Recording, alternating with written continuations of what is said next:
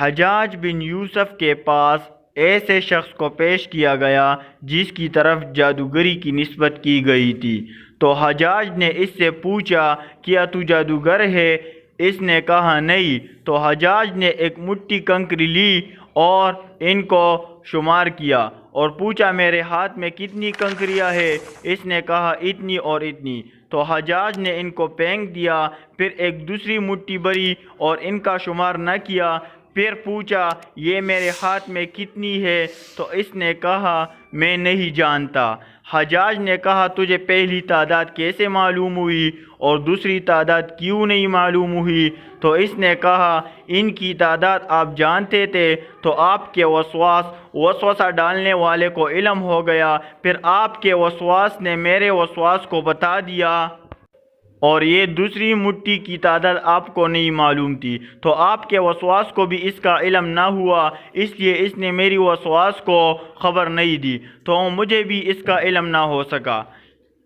حضرت علی بن عقیل رحمۃ اللہ علیہ اپنے گاؤں کا ایک واقعہ بیان کرتے ہیں کہ مقام ظفریہ میں ایک گھر تھا، جو بھی اس میں سکونت اختیار کرتا لقمہ اجل بن جاتا۔ ایک مرتبہ ایک قاری قرآن آیا اور اس نے خوشی ظاہر کی کہ مجھے یہ گھر کرائے پر دے دیجئے۔ لوگوں نے کہا اس گھر کے حادثات کا آپ کو علم ہے؟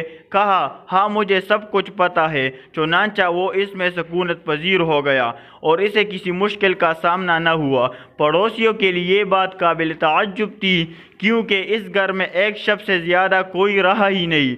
صبح ہوئی تو اس گھر سے اس کی لاش ہی برآمد ہوئی، مگر یہ شخص مدت وہاں مقیم رہا اور ہر طرح ہر آفات سے محفوظ رہا۔ جب اس گھر سے منتقل ہو کر دوسری جگہ جانے لگا تو لوگوں نے اس سے ماجرا پوچھا۔ وہ کہنے لگا گھر میں داخل ہوتے ہی میں نے نماز عشاء ادا کی اور کچھ وظیفے پڑھے، اتنے میں ایک کڑیل نوجوان کو کنویں سے برآمد ہوتا ہوا دیکھا۔ قریب آ کر اس نے مجھے سلام کیا اور میں مبہوت سا ہو کر رہ گیا۔ اس نے تسلی دیتے ہوئے کہا فکر نہ کرے، آپ کا کوئی بال بیکا نہیں کر سکتا، ہاں ایک مہربانی یہ کرے کہ آپ اچھے اور خوشلہان قاری ہے، سو مجھے کچھ قرآن سکھا دے۔ چنانچہ میں نے اسے قرآن پڑھانا شروع کر دیا۔